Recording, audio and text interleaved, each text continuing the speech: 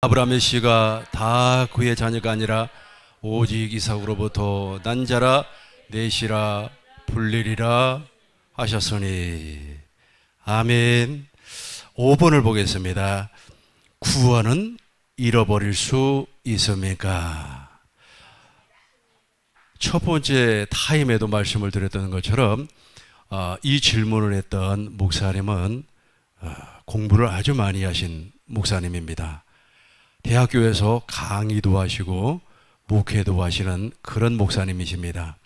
그런데 지금 이 질문의 내용은 보편적인 질문의 내용이기 때문에 천국 복음의 입각에서 한번 답변을 해 주십시오 라고 하는 내용입니다.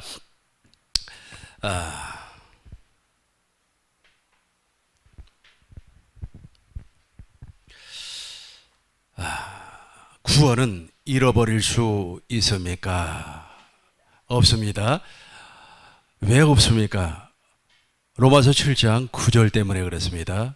로마서 9장 7절 또 아브라함의 씨가 다 그의 자녀가 아니라 오직 이삭으로부터 난 자라야 네 씨라 불리오라 하셨으니. 아브라함에게는 두 아들이 있었습니다. 첫 번째는 이스마엘이 있었습니다. 두 번째는 이삭이 있었습니다. 갈라디아서 4장 21절부터 22절, 23절, 24절까지를 보면 이스마엘은 종의 자녀, 즉 여종을 통하여서 태어났다고 그랬고, 그리고 이삭은 자유 있는 여자, 즉 사라의 몸에서 태어났다는 겁니다. 약속을 믿음으로 말미암아 태어났다는 겁니다. 그래서 이스마엘은 율법을 상징을 하고 이삭은 복음을 상징을 하고 있습니다. 그런데 우리 하나님께서는 누구를 통하여서 일을 하고 계시느냐 하면 이삭을 통하여서 일을 하고 계세요. 왜냐하면 이삭이 하나님의 약속을 믿음으로 말미암아 태어났기 때문에 그렇습니다. 그래서 구원을 잃어버릴 수가 없다는 거예요. 그러니까 구원을 잃어버렸다라고 하면 그 사람은 구원을 받은 사람이 아니라는 거예요. 즉 이스마엘의 후손이라는 겁니다. 이스마엘의 후손이 예를 들어서 이스마엘의 후손이 나도 이삭의 후손이야 라고 하면서 이삭의 캠프 안에 들어왔음에도 불구하고 이삭의 후손과 어울릴 수가 없어요. 어울릴 수가. 그러니까 이삭의 후손이 바로 에돔 족속입니다. 이 에돔 족속이 이삭의 후손이 광야 40년 여정을 마무리하고 가나안 땅을 들어가려고 하니까 그 길을 허락하지 않았어요. 그러니까 그 에돔 지역을 바로 통과를 해버리면 금방 들어갈 수가 있는데 그 길을 통과하지 못하게 했습니다. 같은 후손이에요. 같은 조상의 후손임에도 불구하고 허락하지를 않았습니다. 이 말은 무슨 말이냐면 율법과 복음은 하나가 될 수가 없다는 뜻입니다. 율법과 복음은 분리되어야 된다는 뜻입니다. 예를 들어서 그 사람이 나는 구원을 받았노라 라고 하면서 예를 들어서 율법 아래서 신앙생활을 했음에도 불구하고 나는 복음으로 신앙생활을 했다라고 이야기를 하면서 자기가 구원을 잃어버렸으면 그 사람 처음부터 구원을 받은 사람이 아니에요. 그러니까 구원은 복음으로만 이루어지는 겁니다. 내가 복음을 부끄러워 아니하노니 이 복음은 믿는 자들에게 구원을 주시는 하나님의 은혜라니까요. 그러니까 우리를 구원시키는 것은 복음 외에는 없어요. 그 복음을 상징하는 사람이 누구라고요? 이삭이라는 겁니다. 근데 반대로 율법을 상징하는 사람이 누구예요? 이스마엘. 근데 이스마엘과 이삭은 누구의 자녀예요? 이스마엘의 자녀예요. 이스마엘 조상이 같아요. 조상이 같은데 엄마는 완전히 달라요. 엄마가 달라요. 그 이스마엘의 엄마는 종의 자녀예요. 종의. 그러니까 여종이란 말이에요. 여종. 하갈이 여종 아닙니까? 하갈이 애굽에서 데리고 나온 여종이란 말이에요. 종의 자녀이고, 그러니까 이스마엘은 종의 자녀이기 때문에 하나님의 나라에 유업을 받을 수가 없어요. 왜 종이 어떻게 그 집안에 유업을 받을 수가 있겠습니까? 받을 수가 없어요. 그런데 이삭은 약속의 자녀로 태어났어요. 그 약속의 자녀로 태어났는데 누구의 몸에서? 사라의 몸에서. 사라의 몸은 누구의 몸입니까? 아브람의 몸이에요. 왜냐하면 아브람과 사라는 한 몸이기 때문에 부부니까요. 그러니까 그 몸에서 태어난 사람이 바로 이삭이에요. 그래서 저와 여러분들이 바로 복음을 믿음으로 태어나면 이삭과 같이 약속의 자녀가 되는 겁니다. 약속의 자녀만이 구원이 이루어져요. 그러다 보니까 구원을 잃어버릴 수가 없어요. 유업을 주지 아니하려고 해도 유업을 줄 수밖에 없습니다. 이제 이 부분을 제가 쉽게 설명하기 위해서 갈라디아서 4장 21절부터 쭉 읽으면서 간단하게 설명을 하도록 하겠습니다. 상실되지 않는다는 뜻이에요. 갈라디아서 4장 21절 내게 말하라 율법 아래 있고 자 하는 자들아 율법을 두지 못하였느냐. 계속해서 2절 기록된 바 아브라함에게는 두 아들이 있으니 하나는 여종에게서 하나는 자유 있는 여자에게서 낳았다 하였으며 계속해서 3절 여종에게서는 육체를 따라 낳고 여기 주어야 이게 아주 중요해요. 육체를 따라 낳았다. 이 주어를 여러분 기억하셔야 돼요. 이 육체를 따라 난 사람이 있어요. 그리고 자유 있는 여자는 무엇으로? 약속. 그러니까 약속, 육체, 약속 달라요. 완전히 달라요. 육체를 따라 놨다는 말은 무슨 말이냐면 어디에 들어올 수 없는 사람, 하나님의 나라에 들어올 수 없는 사람, 하나님의 나라를 유업으로 받을 자가 아닌 자, 그러니까 하나님의 나라를 유업으로 받지 못하는 자. 그런데 반대로 있지 않습니까? 이 약속을 따라 난 사람은 누구 안에 들어올 수 있는 사람, 하나님의 나라에 들어올 수 있는 사람, 하나님의 나라에 유업을 받을 수 있는 사람. 계속해서 보겠어요. 24절 이것은 비유니 이 여자들은 두 언약이라 하나는 시인의 선으로부터 종을 낳은 자니 곧 하갈이라. 계속해서 이제 26절 보겠어요. 26절 오직 위에 있는 예루살렘은 저유전이 곧 우리의 어머니라. 저 어머니는 우리가 말하는 그런 어머니가 아니고 성령을 얘기하는 겁니다. 왜냐하면 어머니가 자녀를 낳잖아요. 우리는 어떻게 태어나요? 우리는 물과 성령으로 태어나잖아요. 그렇죠? 아니 성령이 우리를 낳아준다니까요. 예수님께서는 이 땅에 오실 때 어떻게 잉태했죠? 그렇죠. 성령으로 잉태를 했어요. 누구에게? 그렇죠. 처녀의 몸에 성령으로 잉태를 했어요. 그래서 어머니는 자녀를 낳아주기 때문에 이렇게 운유적으로 표현한 겁니다. 엄마 하나님은 없어요. 어떤 사람은 어머니 하나님이 있다고 장길자 이름 참 좋아요. 길자, 숙자, 영자. 아무튼 옛날에는 다 그렇게 한 것 같아요. 그죠? 근데 중요한 것은 무엇이냐면 어머니라고 하는 것은 자녀를 낳는다고 하는 상징적인 의미예요. 이걸 직접적으로 표현하면 안 되는 겁니다. 그래서 성령, 물과 성령으로 우리를 낳아주는 약속의 자녀로 낳아주는 성령. 우리가 무엇을 믿음으로? 하나님의 언약, 약속을 믿음으로. 계속해서 27절 보겠습니다. 기록된 바 잉태하지 못한 자들이여 줄구하라. 상고를 모르는 자여 소리질러 외치라. 이는 홀로 사는 자녀가 남편 있는 자녀의 자녀보다 많음이라 하셨으니. 계속해서 보겠어요. 여기서부터 시작. 형제들아 너희는 이삭과 같이 약속의 자녀니라. 그래서 우리가 이삭과 같이 약속의 자녀로 태어나 버리면 구원을 상실하지 않아요. 이걸 더 쉽게 표현을 하자면요, 어떤 집에 두 아들이 있었습니다.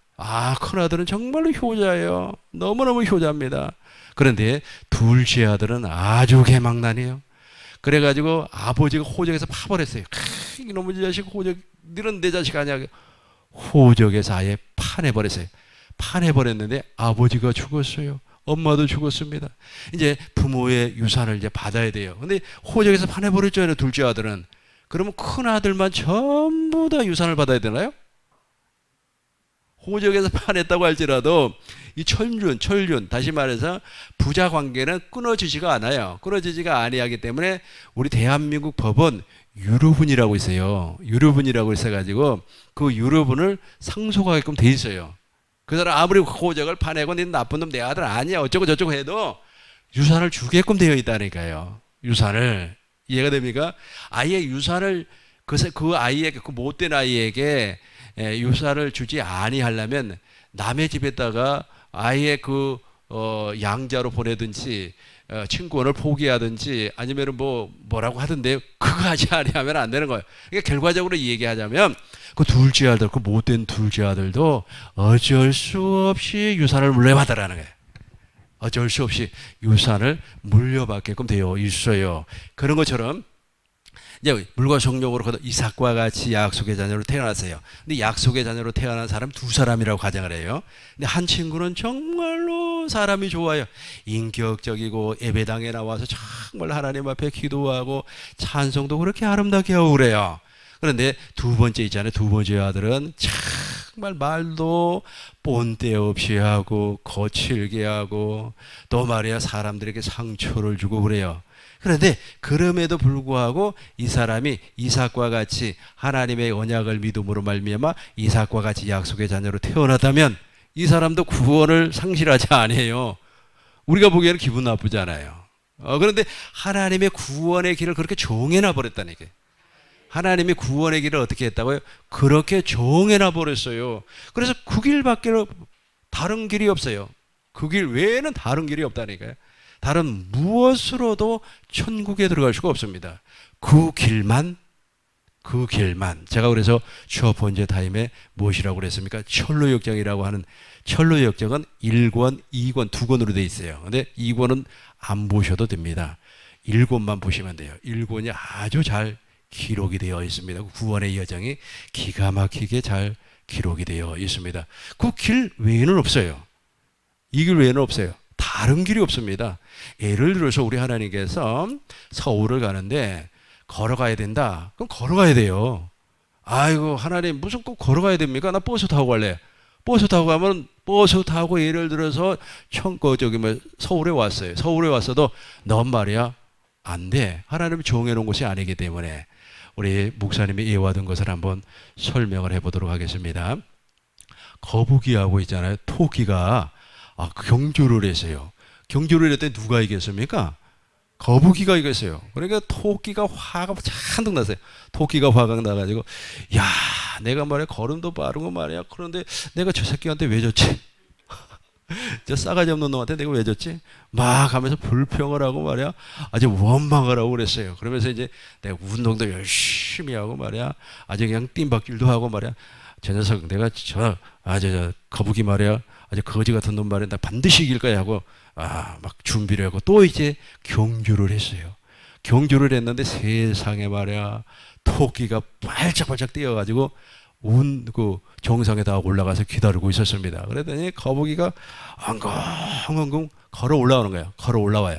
걸어 올라오니까 거북이를 향하여서 야 내가 이겼다. 그러니까 아니야 이번에는 내가 이겼어. 이번에도 내가 이겼어. 이번에도 내가 이겼어. 뭐 그런단 말이에요 거북이가. 그러니까 토끼가 말이야 화가 나가지고 왜 네가 이겼냐? 내가 이겼지. 그랬더니 너 올라오면서 약 먹었지 않니? 그랬더니 약. 그러니까 무엇인가 이거 불법을 해야겠다는 거야. 약 먹고 너 운동했잖아. 약 먹고 열심히 뛰었잖아. 그러니까 너는 1등이 아니지. 탈락이지. 참 이것이 우리가 그냥 들어서 웃고 넘어갈 이야기인 것 같지만 이거 정말로 진리입니다. 이 진리예요. 그 길밖에 없다니까. 하나님이 그렇게 딱 만들어 버렸어요. 이 길만 구원이다. 이 길만 구원이다. 그래서 아까 제가 예를 들어서 설명했던 아주 그렇게 못되고 아주 그냥 어쩌고 저쩌고 한다고 할지라도 그 사람이 이삭과 같이 약속의 자녀로 태어났다면 이 사람이 바로 상속자예요. 상속자가 하나님의 나라를 유업으로 받을 자 아닙니까? 이제 보겠어요. 이제 29절부터 보겠습니다. 여기서부터 이제 답이 나옵니다. 그러나 그때 육체를 따라 난 자가 성령을 따라 난 자를 받게 한 것 같이 이제도 그러하리라. 그러니까 지금도 그러니까 이 길 외에는 구원이 없다고 주장하는 사람들이 박해한다는 거예요. 뭐 그런 소리? 야 그것만 길이냐? 이 길도 있고 저 길도 있고. 그렇게 주장하는 사람들이 계속 30절 보겠습니다. 30절 그러나 성경이 무엇을 말하느냐 여종과 같이 그 아들을 내어 쫓으라 여종의 아들이 자유 있는 여자의 아들과 더불어 유업을 하지 못하리라 하였느니라. 저 유업이 바로 하나님의 나라예요. 계속해서 31절 그런즉 형제들아 우리는 여종의 자녀가 아니요 자유 있는 여자의 자녀니라. 그러니까 구원이 중간에 상실이 돼요? 안 돼요? 안 돼요. 안 돼요. 안 돼요. 그런데 중간에 구원이 상실이 됐다라고 주장을 하는 사람들은 다른 복음을 구원이 여러 종류가 있다고 생각을 하는 거야. 구원은 다 한 길밖에 그 길 외에는 없다니까. 하나님이 정해놓은 그거. 근데 문제는 무엇이냐면 하나님이 정해놓은 그 길이 안 보이니까 문제래요. 깨닫는 마음과 보는 것, 듣는 길을 하나님께서 허락하지 아니하면 그 길이 안 보여요. 그거 하나밖에 정해놓은 게 없다니까요. 정해놓은 게 그거 하나밖에 없어요. 딱 하나예요. 딱 하나. 다른 거 없어요.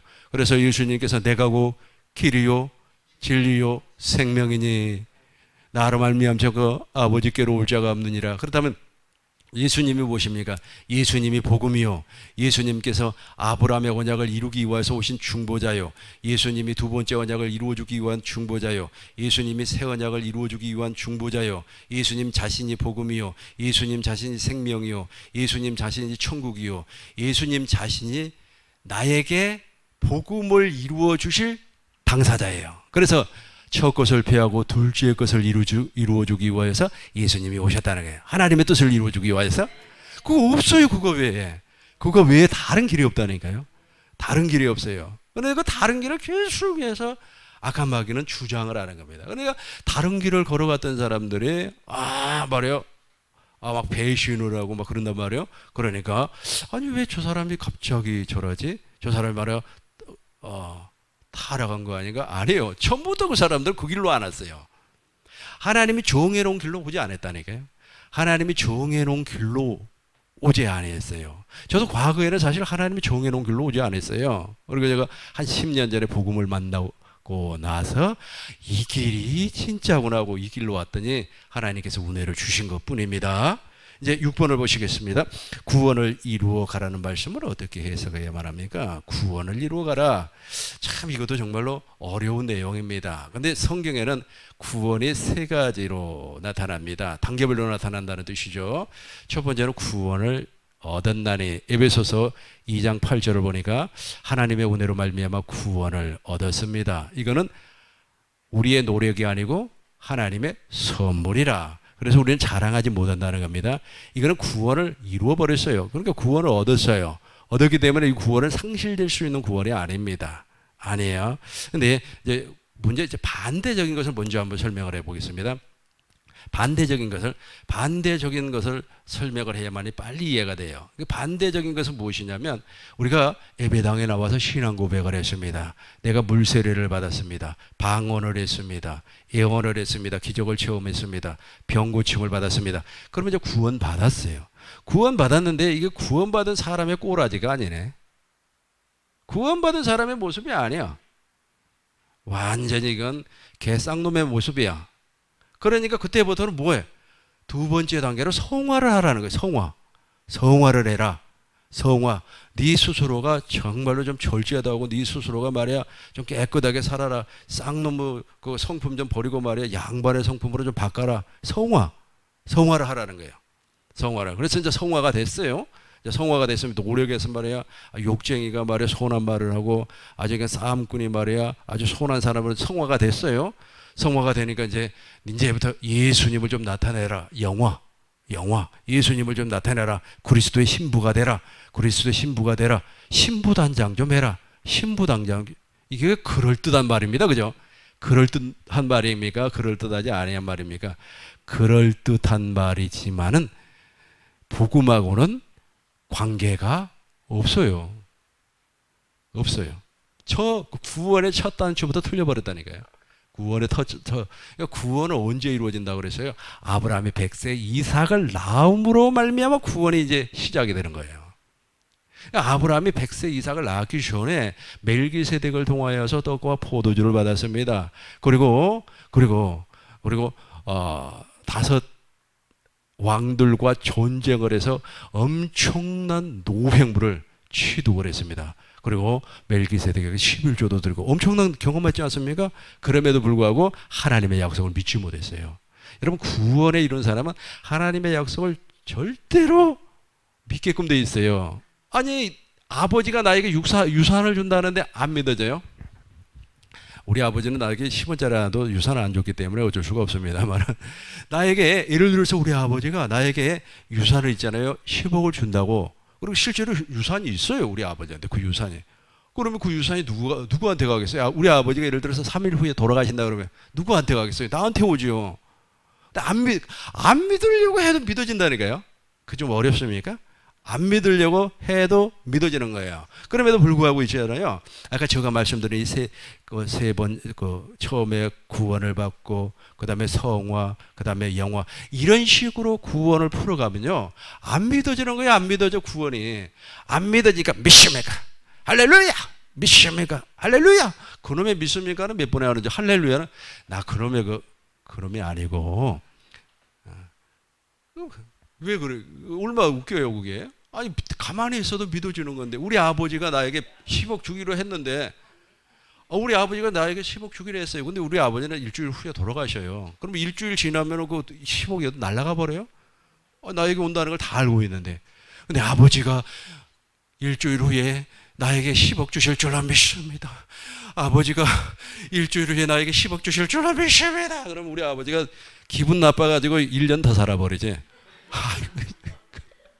아주 말도 안 되는. 그러니까 구원 자체가 잘못 이해를 해버리니까 그래요. 지금 거기에 빠져 있는 사람들은 의외로 많습니다. 이 의외로 많아요. 거기 인천의 사랑 침례 무슨 교회 목사님도 그렇게 주장을 해요. 그분도 이제 처음 예배당에 나오면 구원을 받는다. 다 구원을 받는다. 구원이 너무 쉽다는 거예요. 그래서 구원을 받는다. 그리고 나서 이제 그 다음이 어렵다는 거예요. 그 다음이 무엇이냐? 성화라. 성화 구원이 그렇게 어렵다는 거예요. 성화 구원을 자기가 하려고 하니까 어렵죠. 자기가 하려고 하니까 어렵죠. 자기가 대한민국이라고 하는 나라를 뒤집어 풀려고 하니까 어렵죠.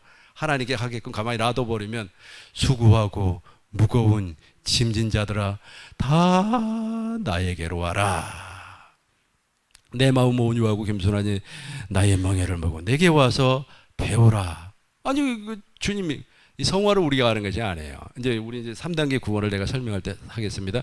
그러니까 어려워요. 구원은 쉽고 성화는 어렵고 영화는 더욱더 어렵다. 그러니까 휴가 되기가 그렇게 어렵다는 말이에요. 결론적으로 이야기하면. 왜냐하면 그분이 주장하는 것이 바로 역사적 전천년설이기 때문에 그래요.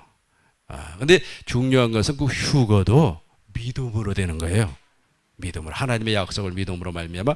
그럼 성경을 어떻게 말을 하고 있는가? 첫 번째로 구원을 얻었나니 에베소서 2장 8절로 9절에 보니까 구원은 하나님의 은혜로 이루어져 버렸어요.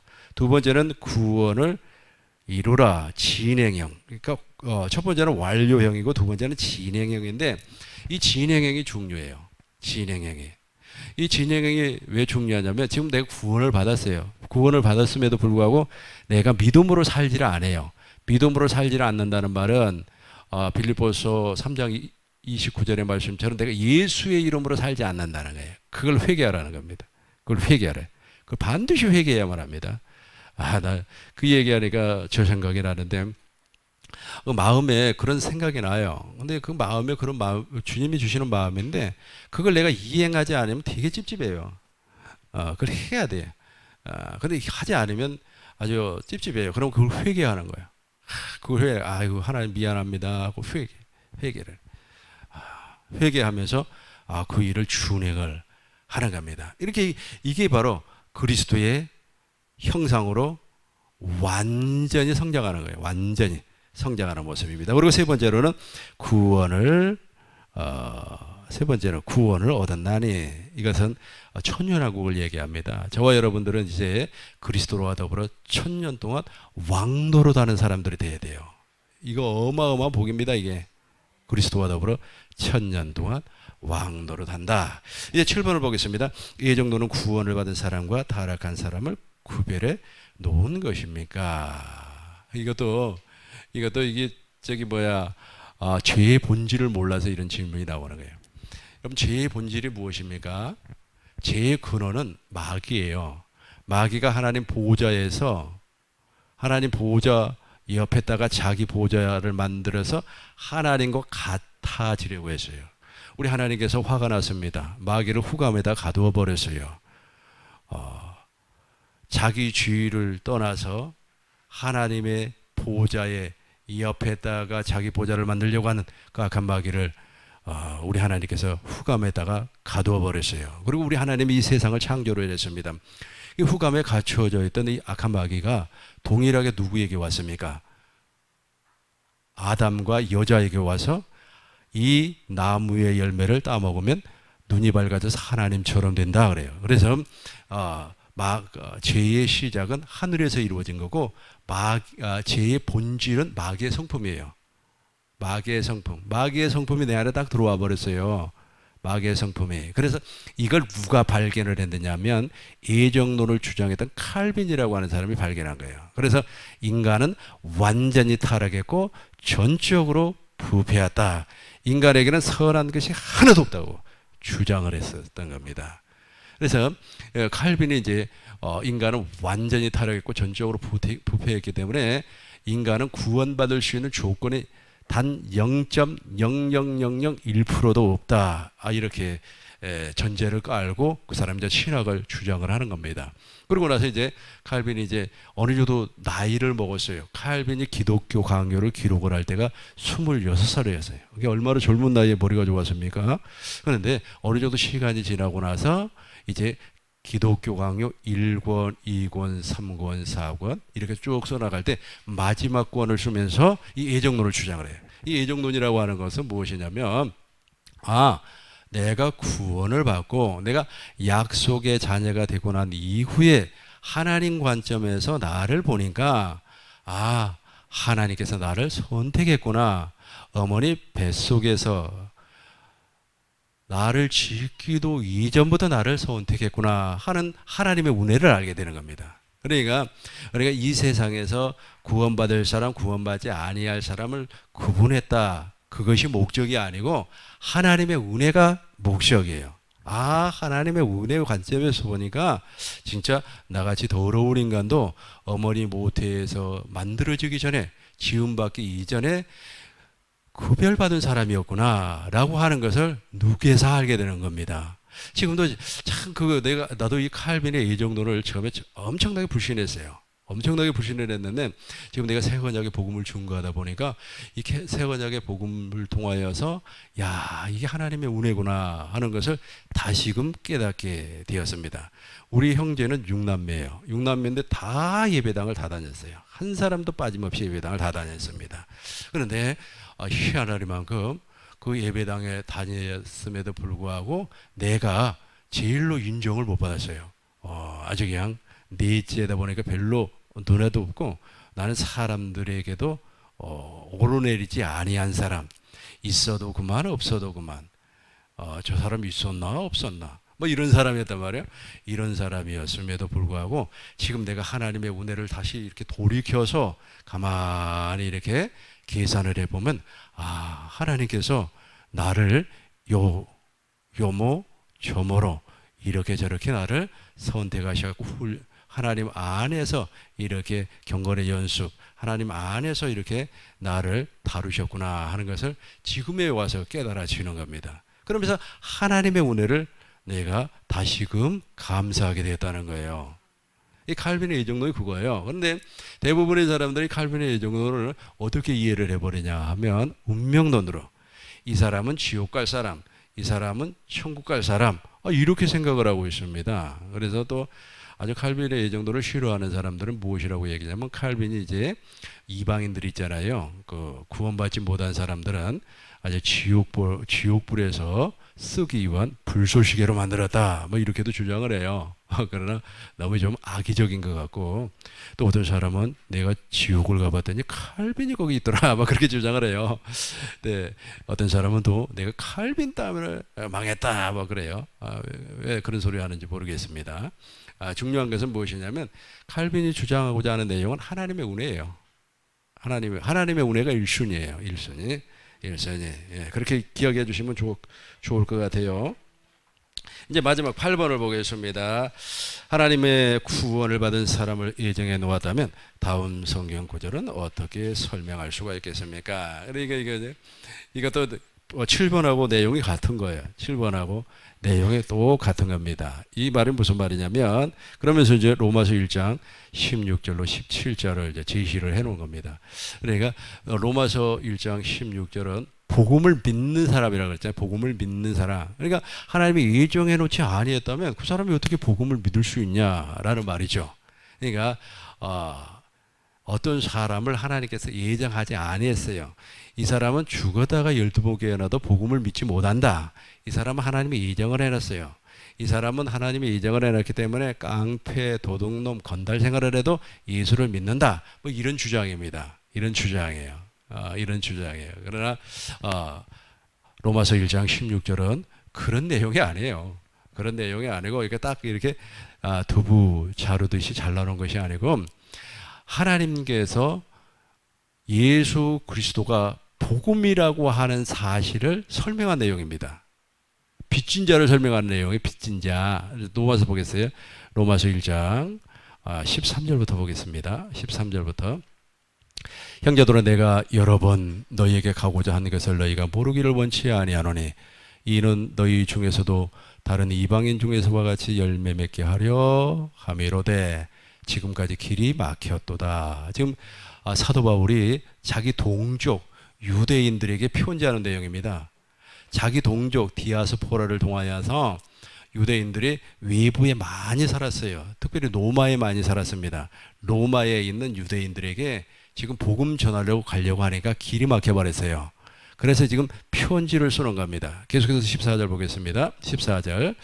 헬라인이나 야만, 지혜 있는 자나 어리석은 자나 다 내게 빚진 자로다. 이 빚진 자가 이게 무슨 말이냐면 이거 잘 들으셔야 돼요. 이걸 이해를 하셔야만이 로마서 1장 16절 17절이 이해가 되는 겁니다. 이 빚진 자라고 하는 말은 무슨 말이냐면 지금 사도 바울이 과거에 옛날에 나도 율법 아래 있었다는 거예요. 그러니까 보겠어요. 바울을 한번 보겠습니다. 빌립보서 3장 3절부터 보겠어요. 3절부터 하나님의 성령으로 봉사하며 계속해서 보겠어요. 다음 절. 그러나 나를 육체를 신뢰. 이게 육체를 신뢰한다는 말은 무슨 자기도 할례 받았다는 거예요. 그러나 나도 육체를 신뢰할 만하며 누구든지 다른 이가 육체를 신뢰할 것이 있는 줄로 생각하면 나는 그러하리니. 5절 보겠습니다. 내가 8일 만에 할례를 받고 이스라엘 족속이요 베냐민 지파요 히브리인 중에 히브리인요 율법으로는 바리새인요 6절 열심으로는 교회를 박해하고 율법에 의로는 흠이 없는 자로다. 7절 보겠습니다. 그러나 무엇이든지 내게 유익하던 것을 내가 그리스도를 위하여 해로 여길 뿐더러. 8절 같이 하겠습니다. 시작. 또한 모든 것을 해로 여기면 내가 그리스도 예수를 아는 지식이 가장 고상하기 때문이라. 내가 그를 위하여 모든 것을 버리고 배설물로 여기면 그리스도를 얻고. 바울이 지금 자기의 과거를 소개하는 거예요. 자기 과거를 소개하면서 나는 율법으로는 흠이 없었던 사람이다. 율법주의자라는 뜻이에요. 그런데 빚졌다는 말은 무슨 말이냐면 지금 내가 너네들에게 복음을 증거하지 아니하기 때문에 로마에 사는 유대인들에게 복음을 증거하지 아니하기 때문에 너네들도 내가 과거의 율법 행위, 율법주의자로 산 것처럼 살고 있다는 거예요. 그래서 빚진 자라는 겁니다. 지금 저와 여러분들도 동일하게 텔레반에게 복음을 증거하지 아니했기 때문에 텔레반이 저 모양 저 꼴이에요. 그래서 그들에게 우리는 복음의 빚진 자예요. 그러니까 우리는 텔레반을 만나면 무엇을 해야 돼요? 복음을 증거를 해야 돼요. 지금 북한에 있는 사람들 있잖아요. 북한의 김정은이가 지금 말이야 왕초가 돼버렸잖아요. 왕초가 돼가지고 말이야 뭐 어쩌고 저쩌고 하는데 그 사람이 왜 그래요? 왜 그래요? 우리가 그 사람에게 복음을 증거하지 아니했기 때문에 김정은이가 저 모양 저 꼴이라니까요. 그래서 저와 여러분들은 김정은이에게 무엇을 빚진 사람? 복음을 빚진 사람. 근데 저와 여러분들이 김정은이한테 복음을 증거를 하면 어떻게 되는 겁니까? 어떻게 되는 거예요? 그 사람이 복음을 영접을 할 거 아닙니까? 그 사람이 복음을 영접을 하고 받아들이면 그 사람도 동일하게 구원을 받겠죠. 즉 물과 성령으로 거듭난 놀라운 역사가 있겠죠. 그것을 설명을 하는 거예요. 이게 딱 예정돼 있는 사람, 택해 있는 사람에게만 복음이 증거되고 택하지 아니한 사람에게는 복음이 증거되는 게 아니고, 중요한 것은 우리가 그 사람에게 복음을 증거하지 아니했기 때문에 텔레반이 나오고 김정은이가 나오는 겁니다. 복음을 모르기 때문에 그것을 지금 로마서 1장 14절에서 설명하고 있어요. 로마서 1장 14절 보겠어요. 헬라인이나 야만인이나 지혜 있는 자나 어리석은 자에게 내가 빚진 자라. 복음에 빚졌어요. 15절 보겠습니다. 15절. 그러므로 할 수 있는 대로 노마에 있는 너에게도 복음 전하기를 원하노라. 왜 이들이 이제 복음을 전하며 복음을 받아들임으로 말미암아 무엇을 버려요? 율법을 버린단 말이에요. 율법을 버려요. 율법을 버리면 그 사람도 동일하게 어떤 사람이 돼요? 예정 안에 들어간 사람이 되겠죠. 하나님의 예정 안에 들어간 사람이 되겠죠. 그러니까 복음을 증거하는 것이 예정보다도 우선순위예요. 복음을 증거하는 것이 무엇이라고요? 예정보다도 우선순위예요. 우선순위. 예정이 우선순위가 아니고 지금 우리가 복음 외에는 다 율법 아니겠어요? 율법이라고 하니까 모세 율법만 율법이라고 생각하면 안 됩니다. 모세 율법은 모든 율법의 모법이고 지금 김정은이가 하고 있는 저 정치도 율법이고 우리 대한민국에 지금 뭐 정당 두 정당이 나와서 가지고 막 지금 뭐 대통령 선거하기 위해서 막 서로 막 견제하고 그러잖아요. 그 사람들이 내뱉는 모든 것도 다 율법의 행위예요. 그 사람들이 복음 얘기하는 거 봤어요? 복음 얘기하는 거 한 번도 못 봤지요? 그 사람들에게도 우리가 복음에 빚진 거예요. 그 사람들에게도 우리가 복음을 증거하면 그 사람들이 복음을 믿고 그리고 에베소서 1장 13절 봐요. 에베소서 1장 13절처럼 복음을 듣고 성령으로 말미암아 인치심을 받으면 그 사람들도 예정 안에 들어가는 겁니다. 그 안에 너희도 진리의 말씀 곧 너희 구원의 복음을 듣고 그 안에서 또한 믿어 약속의 성령으로 인치심을 받았느니라. 이해가 되죠? 지금 그 사람들이 막 보면 지금 난리도 아니지 않습니까? 아주 그냥 이쪽에서도 그러고 저쪽에서도 심지어는 있잖아요. 뭐 이번에 그 일본에서도 뭐 총리가 또 바뀐다고 그래요. 그리고 또 중국은 뭐 시진핑이라고 하는 사람이 아주 그냥 아주 아주 최고의 왕이 되고자 하는 뭐 그런 걸 또 하더라고요. 근데 그 모든 것이 다 복음하고는 관계가 있어요, 없어요? 없어요. 전부 다 율법에 세상에서 가르쳐지고 있는 모든 것이 다 복음하고는 전혀 관계가 없어요. 그래서 저와 여러분들이 그들에게 무엇을 증거한다? 복음을 증거한다. 무엇에 빚진 자이기 때문에? 복음에 빚진 자이기 때문에. 그래서 예를 들어서 그 가운데 여러분 제일로 기분 나쁘게 생각하는 사람이 누구예요? 그 사람 한번 예를 들어 설명할 테니까요.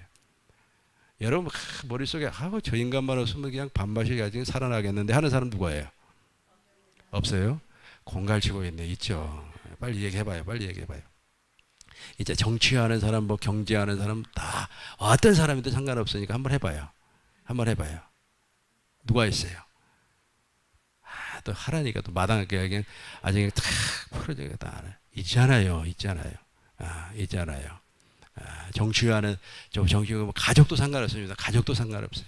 우리 누나, 우리 이모, 우리 고모, 우리 시어머니만 보면 그냥 아주 그냥 시금치도 먹기 싫어. 있죠? 있어요, 없어요? 있잖아요. 근데 얘를 시어머니라고 해요. 시어머니만 보면 그냥 시금치도 먹기 싫고 흰물이 올라와. 그 사람에게 복음에 빚졌다니까요. 그 사람에게 복음에 빚졌어요. 그래서 그 사람에게 복음을 증거하면 이렇게 돼요. 그 안에서 너희도 진리의 말씀 구원의 복음을 듣고 그 안에서 또한 믿어 약속의 그 사람의 그 시어머니가 복음을 듣고 믿어 약속의 성령으로 인치심을 받는 순간부터 하나님의 예정 안에 들어간다니까요. 하나님의 은혜 그때부터 하나님의 은혜 가운데 살게 되는 겁니다. 살게 돼요. 제가 이야기해야 되겠네요. 여러분들이 이야기 안 하니까 내가 한번 이야기해 보겠어요. 나는 옛날에 있지 않습니까? 신문을 많이 봤어요. 신문을 4개를 동시에 봤어요. 근데 그 신문의 그 편집장이 하도 마음에 안 들더라고요. 아주 그냥 그 신문을 이렇게 기사를 쓰려면 근데 사실은 기사는 있잖아요. 아무리 잘 쓴다고 할지라도 그 편집국장이 다 편집을 해버려요. 야 이거 빼, 야 이거 넣어. 그러면 그대로 하는 거예요. 그게. 그래서 여론이라고 하는 것이 참 무서운 거예요. 그래서 너무 편파적으로 이렇게 기사가 나온다 생각이 들어서 그 사람한테 편지를 한번 썼어요. 편지를 써가지고 이렇게 편파적으로 기사를 내보내면 안 되지 않습니까? 좀 이렇게 균형 잡힌 기사를 좀 보고 싶습니다. 그렇게 했더니 지금 내 말은 듣지도 않고 계속해서 편파적으로 기사를 써내더라고요. 그리고 어느 순간부터는 신문을 안 봐요. 지금 뭐 텔레비 뉴스도 보지 않고 요즘은 이제 시사 있잖아요. 시사는 재밌잖아요. 그래서 그거만 조금 보고 그러는데 이제 예를 들어서 내가 그 편집국장을 이제 아주 그냥 밉상이라고 생각해요. 밉상 있잖아요. 여러분 솔직히 밉상 없어요. 다 있으면서 또 없는 치한 또 선거철만 되면 있잖아요. 선거철만 되면 저 인간이 말이야 무슨 대통령 한다고 나왔나. 저 인간 귀신은 뭐하나. 저 인간 안 물어가고 하면서 있잖아요. 다 있어요. 그 사람에게 복음을 준 거라고. 그 사람에게 복음을 준 거 하면 약속의 성령이 복음을 듣고 믿어 그 안에서 인치심을 받아요. 그러면 그 사람이 어디 안으로 들어간다고요? 예정 안으로 들어간다고요. 하나님의 예정 안으로. 뭐 예정이 말이야 뭐 니는 천국 갈 사람 너는 지옥 갈 사람 그렇게 나누는 것이 아니고 복음으로 말미암아. 그게 바로 로마서 1장 16절이에요. 복음은 구원을 주시는 하나님의 능력이 됨이라. 지난번에 제가 영화를 하나 보면서 참 안타까움을 느꼈습니다. 그것이 무엇이냐면 어떤 기자가 있잖아요. 어떤 기자가 아주 그냥 다 팽개쳐버리고 이 사람이 산속에 들어가서 혼자 살아요. 그랬더니 왜 혼자 삽니까? 그랬더니 옛날에 과거에 그 정권 있잖아요. 막 정권에서 너무 안 좋은 것을 보고 신불이 나서 아이고 그 사람들하고는 같이 생활 못하겠다. 그래서 산속에 들어서 혼자 살아요. 예를 들어서 그 혼자 산 그 사람이 우리처럼 복음에 빚진 자라면 그 사람이 그 정권 있잖아요. 그 정치하는 사람들 아주 신물 나는 사람들 그 사람들한테 어떻게 해야 돼요? 복음을 준 거예요. 복음을 준 거야지. 예, 이해가 되죠? 이게 바로 마음을 다하고 뜻을 다하고 성품을 다해서 하나님을 사랑하고 네 이웃을 네 자신과 같이 사랑하라. 이 모든 것은 율법과 선지자의 강령이니라. 더 중요한 것은 무엇입니까? 이렇게 여호와 하나님을 사랑하고 이웃을 내 몸과 같이 사랑하면 어떻게 되는 거예요? 생명을 얻게 될 것이야. 이게 바로 복음이에요. 이게 쉽죠? 그러니까 너무 쉬운 이 내용을 가지고 모르니까 이렇게 막 난도질하네. 모르니까. 지금 저런 있지 않습니까? 그 중국의 시진핑이 정말 마음에 안 들어요. 왜냐하면 그 사람한테 복음 전할 기회가 빨리 만들어져야 되는데 그 양반이 있잖아요. 마오쩌둥처럼 되려고 그래요. 모태통이라고 있어요. 마오쩌둥. 이 마오쩌둥이 있잖아요. 하루에 담배를 3갑을 피운 사람입니다. 아주 골초예요. 엄청나게 골초입니다. 그 사람이 중국식 공산주의 이론을 만든 사람이에요. 그래서 이 사람이 중국을 통일을 했어요. 국민당 정권을 대만으로 쫓아버리고 통일을 하고 공산당 국가를 만들었어요. 공산주의 국가를 만들었습니다. 그리고 나서 이제 둥소평이 나타나가지고 개혁개방을 하고 어느 정도 중국이 이제 먹고 사는 나라가 됐단 말이에요. 얘가 왜 이렇게 보니? 벌레가 내가 좋아서 이 꽃 향기 맡으려고 왔구나. 그런데 어느 정도 먹고 살만하니까 이 시진핑이 있잖아요. 다시 옛날 모습으로 돌아가려고 그래요. 그래가지고 철저하게 중국을 공산주의 국가를 만들어서 전 세계를 집어삼키려고 하고 있습니다. 그것보다도 더 중요한 것은 무엇이냐면 자기를 우상화시켜 버렸어요. 그러니까 김일성이처럼 자기를 우상화시키고 있어요. 그래서 시진핑 어록이라고 하는 게 있습니다. 시진핑 어록이라고 하는 것은 시진핑이 한 말이에요. 말. 그 어록을 책으로 만들어가지고 그것을 학생들에게 공부를 시켜요. 학생들한테 공부를 시켜요. 지금 누구하고 똑같아요? 일성이하고 똑같아요. 그 일성이 김일성이 그렇죠. 김일성이하고 똑같은 거짓을 하고 있어요. 그래서 저 양반 저 큰일 날 사람이구나. 저 양반 말이야. 내가 복음을 전하기 전에 하나님 앞에 얻어맞아서 죽어버릴 것 같다는 생각도 든단 말이에요. 하나님이 가만히 놔두지 않거든요. 그런 사람들은.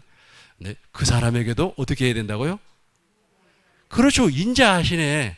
내가 이제 한번 이제 마지막으로 내가 시진핑에게도 하면 여러분 뒤에 말을 하는 겁니다. 내가 시진핑에게도 아멘 할렐루야 이해가 됐지요? 그러면 이제 시진핑이 예를 들어서 복음을 듣고 죄사함을 받아 하나님의 생명으로 거듭나 성령의 인치심을 받는 순간부터 어떻게 된다고요? 하나님의 예정 안에 있는 사람이에요. 하나님께 영광의 박수를 드리겠습니다. 주님 가르쳐 주신 기도로 마치도록 하겠습니다. 하늘에 계신 우리 아버지여, 이름이 거룩히 여김을 받으시오며 나라의 마옵시며 뜻이 하늘에서 이루어진 것 같이 우리가 우리에게 죄 지은 자를 사해 준 것 같이 우리의 죄를 사하여 주옵시고